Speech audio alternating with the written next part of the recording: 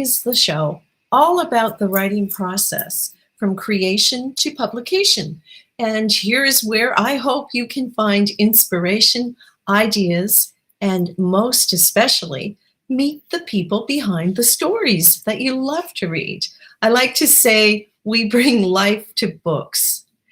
Now, remember, you can always ask a question in the comments if you're watching this live, and we will do our best to answer them.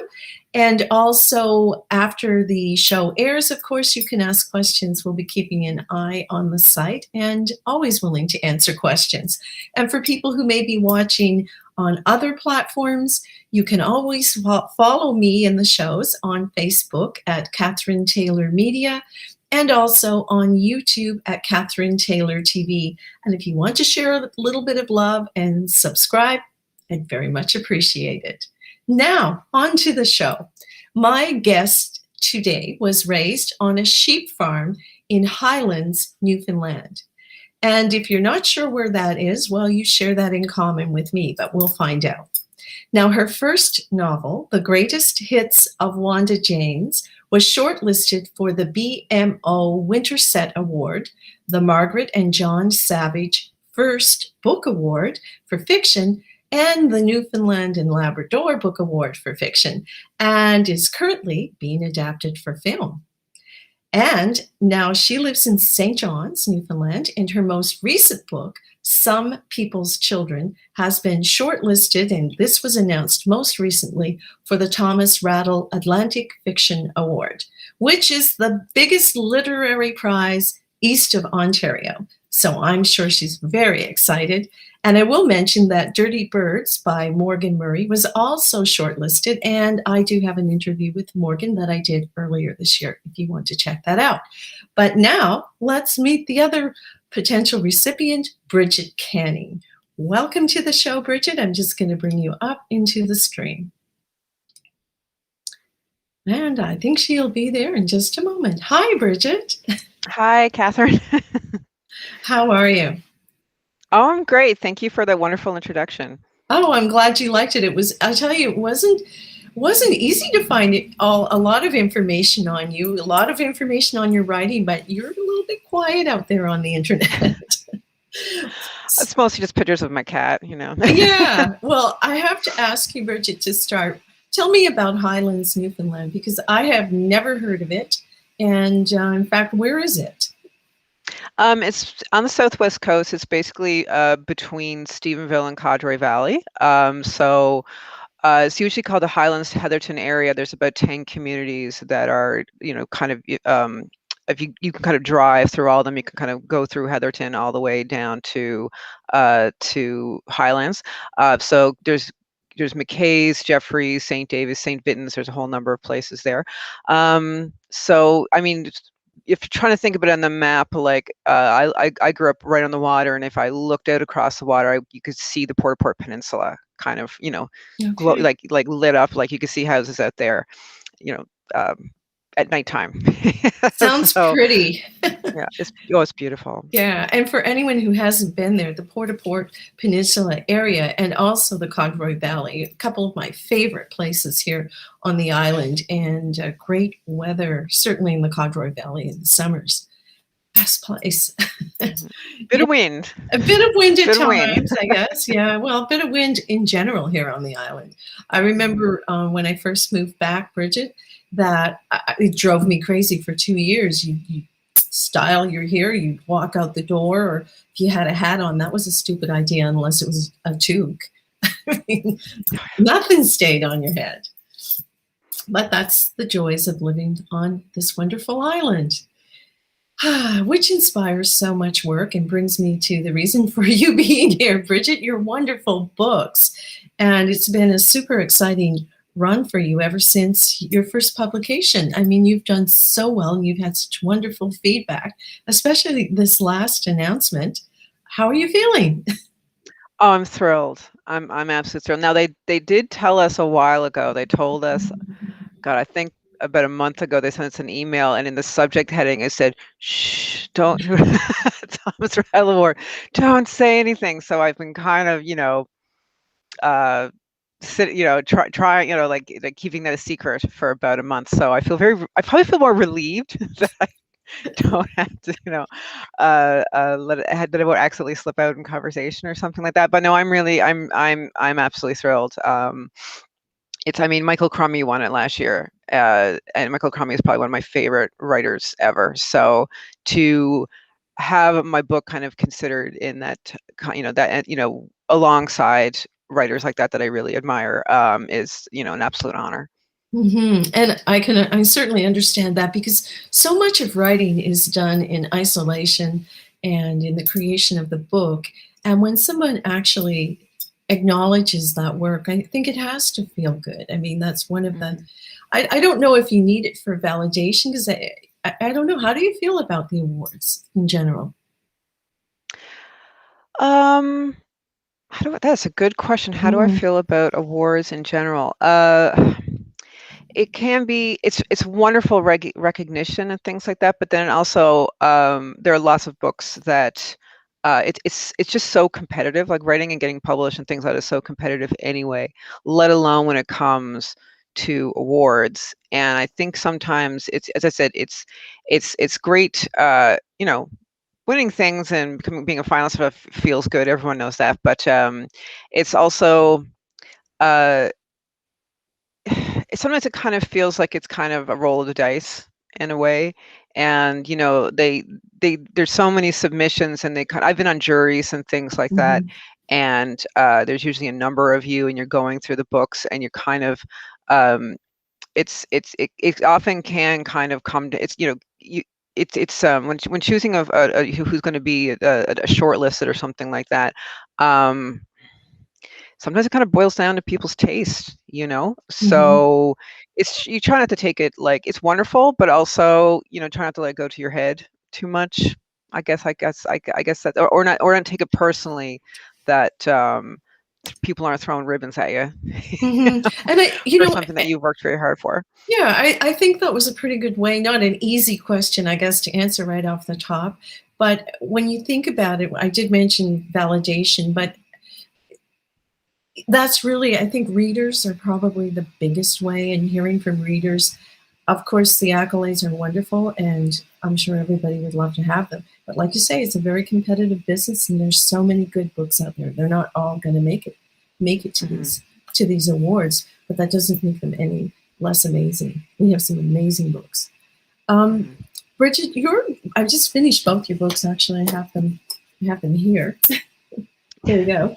And your characters are so kind of relatable. Like one was the most recent one, the coming of age book and so on. And even though that could be a young adult book, I found it totally amazing. But how is it that you make your characters so relatable? I feel very flattered by that question. I'm like, I don't know.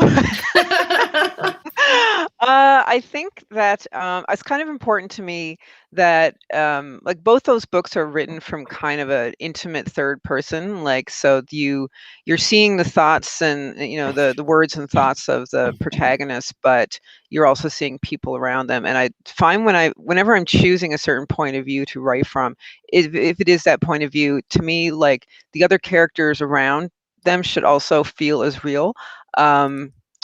I've gotten frustrated sometimes if you're watching something or reading something and the character is very one-dimensional, and you're not really getting a lot of nuance there. So it's kind of important for me when I am not just, as I said, the protagonist or the main characters, but the everyone around should feel like human. I guess I kind of see them as like they're human beings that deserve their own story, and they deserve to seem as real as possible with all their ugly spots and foibles and things like that. So I do usually when I've written something, like I'm working on something now, usually what I do when I'm trying to finish or I'm at the first draft stage, I take a step back and I might just focus on that one character. I did a workshop a few years ago on characterization, and there was kind of a template where you ask yourself questions like, what does this character have in their pockets? What's the last, if you were going to compare, I think one of the questions was compare them to a door. So sometimes I like to sit down and after I've written something, just kind of think about who that character is. And then when I go back and revise, I try to think, okay, is there any places here where I can show more? And then sometimes when I'm doing that, the story changes because I'm like, you know what, they wouldn't do this. Or they wouldn't say that this way or something like that. So anyways, sorry, I'm rambling a bit. Thank you very much for saying that. But yeah, I do try my best to make them seem as fleshed out as possible in that way. I think there's a real art to that, and I think that's where a writer's process seems to, where they go deeper and do that. And I remember the first time I was writing a script for the book I wrote, and I was working with an editor, and he said to me, what's the backstory? What's this? What's that? And I was a new writer. I hadn't really thought about all those things. I hadn't gone that deep, and it really challenged me. And I find that maybe that's what it is. It's the texture in your book that it's just like, oh yeah, I felt like that when I was that age, or I have memories of these things. And that made me able to relate to that. And a lot, I think too, Bridget, you have a long history in education. And I think in some ways that comes through in your books as well. Maybe just talk a little bit about what parts of Bridget are in your books. It's a bit broad, but well, I mean, in the greatest hits of Wanda Jaynes, she is an educator. She's a college instructor who has just gotten downsized from her position because of government changes. So, and happened to me. So I think it's happened to most people who are teaching. It's so hard to get a permanent job. Or if you are teaching in the K-12 system, when you first start out, you're pretty much just taking replacement positions and things like that. You're kind of going to where the work is. So I think, because in both of us, because as I said, the first one, Grace has one of Jaynes, she's a college instructor, so she's kind of a jaded idealist. And I think being around so many other teachers, I think, a lot of the reasons people get into education is because they want to live a meaningful life. They want to make a change. They feel like it's the most kind of hands-on way to make the world a better place. And as I said, knowing a lot of teachers and being one myself is also, people get jaded pretty easily when you're frustrated with the administration or the education system, or just trying the obstacles that you're coming up with. So I think that definitely came into effect with the greatest hits of Wanda Jaynes. And then I think with some people's children, I mean, I think there's a lot of it because a lot of it does take place when she's in school. So, I mean, that's where we're spending most of our lives, and that kind of, those kind of coming of age moments, and especially where she's in a rural area and she doesn't have like a lot, there's not a lot to do, outside of school. So those things, kind of weigh very heavily when you are forming your identity and things like that. So, so I would say definitely with, when it comes to my experience, I think it was very important for me that her experiences in school rang true, because I've been in classrooms, and I've been I did intermediate secondary education, and I've been working with young, either young adults or teenagers. That's what I've been teaching. The age group is who I've been teaching since 2008, I guess. So it was very important for me that kind of those kind of feelings, or the drab moments of school. Well, so often I think we write about what we know or what we're familiar with, and that did come through. That it was it seemed like you really understood that area, and so that was one thing that resonated with me. But something that a lot of people may not know: you also spent 5 years in Taiwan, and you started out there teaching. Just fill us in on that, if you would.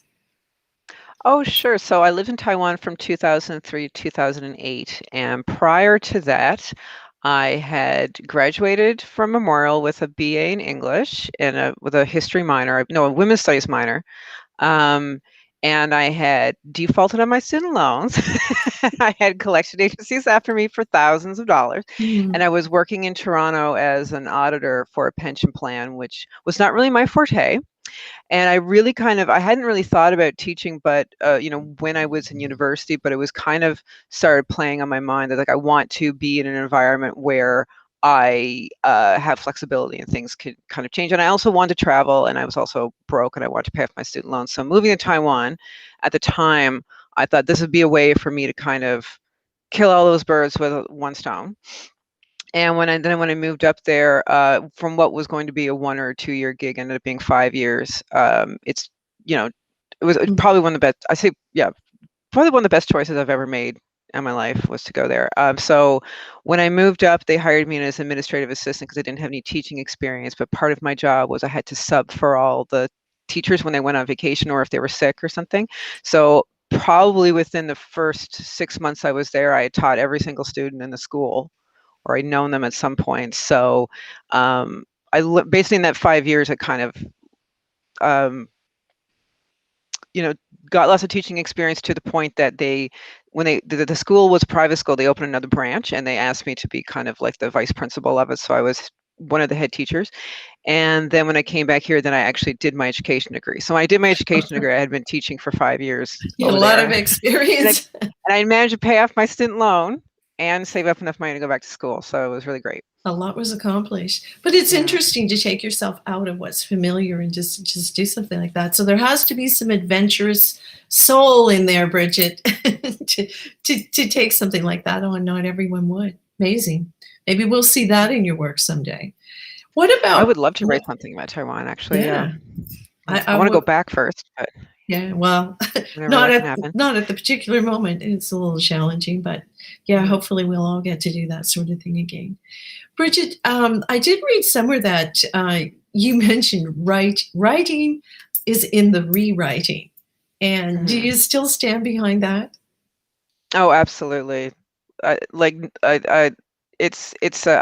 about it as like if you're building a house, like if a completed published book is a house, like you've got the first draft is you're just digging a hole put the house in. Like it's just kind of like it's like first drafts. You're just I always kind of picture myself like it's so awful. This just getting it on the paper, just getting it down. And then when you kind of I like the kind of feeling where it's kind of you have the first draft is ugly. It's an ugly hole in the ground, in the dirt, and now you can start building things. So it's like when you build a house and you've got the walls up, and like finally when you get to that point that you can decide what color the walls are going to be. You can decide what kind of tile you're going to have. That's the kind of nice choices that you can make. So that's where the real kind of writing, those real kind of the details and things like that make it a home, that makes your house a home. This is a terrible metaphor. Well, makes your book a book. I'm getting it. Yeah. I'm getting what you're saying. It's almost like putting, like you say, the color, the decor, and I guess it's where you think deeper on your characters. What would they do, and that sort of thing. But yeah, actually, I think that's a very teacherly way to describe it, which is beautifully done. I've got it. Thank you. So for people out there who feel, or they're starting to write and, oh, this is awful, that's a common feeling for everyone, even someone who writes wonderful books like Bridget. So it's good to know. Yeah, you got to dig the hole and slap the frame up before you can do anything, before you can actually make any kind of nice, I don't know, shape. Well, speaking of that, Bridget, do you work with a plan? When you start a book, do you kind of have a plan, or you start this so-called house? Or do you just go in with a shovel? That's a good, I think I usually have a plan. Like I usually know where it's going to end up. Like sometimes I will, I'm working on a first draft of something now, and I've written the ending. But I've written probably 2/3 of it, but I'm still but I have the ending done. And that ending might change when I get there. But usually I have kind of I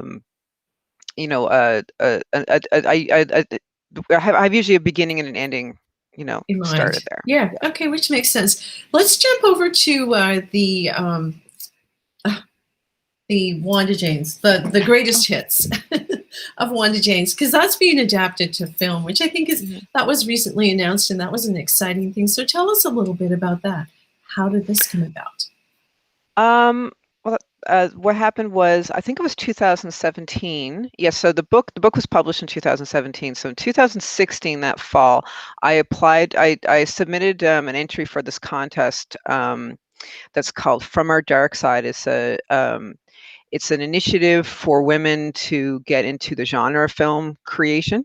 So what you had to do for the contest was submit an idea you have for a genre. And by genre, like, sci-fi, horror, mystery, thriller, or something like this.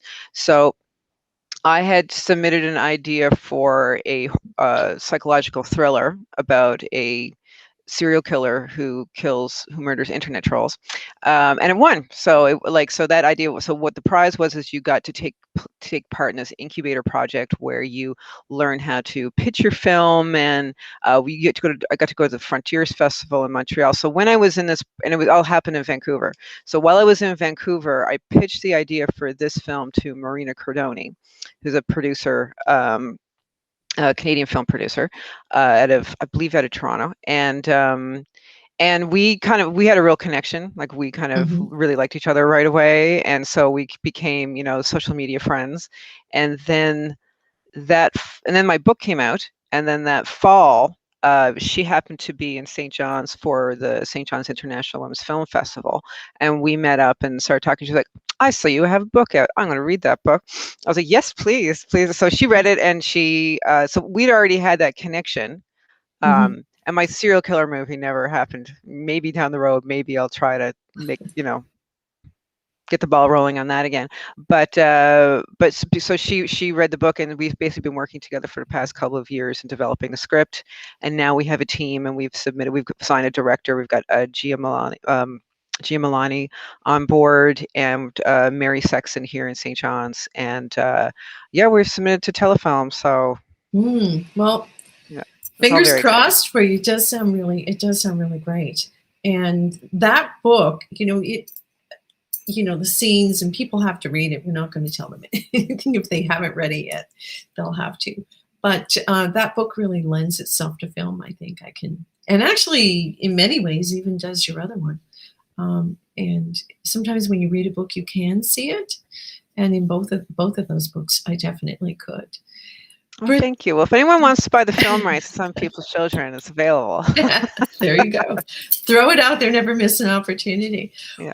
What about if for people who are watching, what advice do you have for writers? I know we touched upon the editing, but is there anything else that you've learned along the way? And while we're talking, I'm going to show a few photographs as well up here. But yeah, any kind of advice there? I think for a long time, I told myself, for a long time, it took me. I had myself convinced that if this would be something I would fail at. And so I told myself that my writing was only for me. It's just for me, just something that I do myself. But don't be afraid to. I think one of the biggest obstacles for me was actually showing my work to someone else, like actually like letting someone read it. So. Find yourself a community. I think that's probably the thing that's helped me the most. I have a couple friends who I call them my gentle mentors. So at first, when I was first writing, I would show them things, and they gave me really positive feedback and good constructive criticism. And from that, I kind of, continued, showing it to more people. I started submitting to things. So basically, find a community and submit. Just don't give up. You will get lots and lots of rejections. I have my submittable account is just like a spreadsheet of no. So I think just be aware that you will get rejected a lot, but just keep working and listen to people. So find yourself a community, find someone who can give you feedback. That could be with a writing group, that could be with friends who might be receptive to helping you with your writing, taking a creative writing course or something like that, taking a workshop. The Writers Alliance of Newfoundland and Labrador has workshops all the time. Reaching out to, like Memorial University has a writer in residence. Sharon Bala is a writer in residence at Memorial right now. Part of that role is to give feedback to people in the writing community. So a lot of times I didn't remember not knowing about that's something that you can I thought you had to be a student or something like that. Like, so look around out there for people you can connect with and people who can give you advice and, tell you what's working and tell you what's not working. Wow, I think that is fantastic advice. And to have a group, and you often hear that, and you often hear of people who have written, and I think I even felt this, to show it, to put it out there where you feel a bit vulnerable. What if people hate it? Yeah. And I put all this, there is that feeling. So when you do have friends that you can share things with, and not just friends, but groups and organizations. In Newfoundland here, we have a huge community of writers. I'm continually amazed, and a lot of people who are willing to share time and offer support. The writing community here is extremely supportive. Wonderful. Yeah, it does seem so. And just on the screen here, just as we wrap up, Bridget, this is you at Word on the Street in Halifax. We'll show people a few things. Anything about that? Were you presenting there? And I did a reading. And there was, sorry, just having something jump up on my screen for some reason.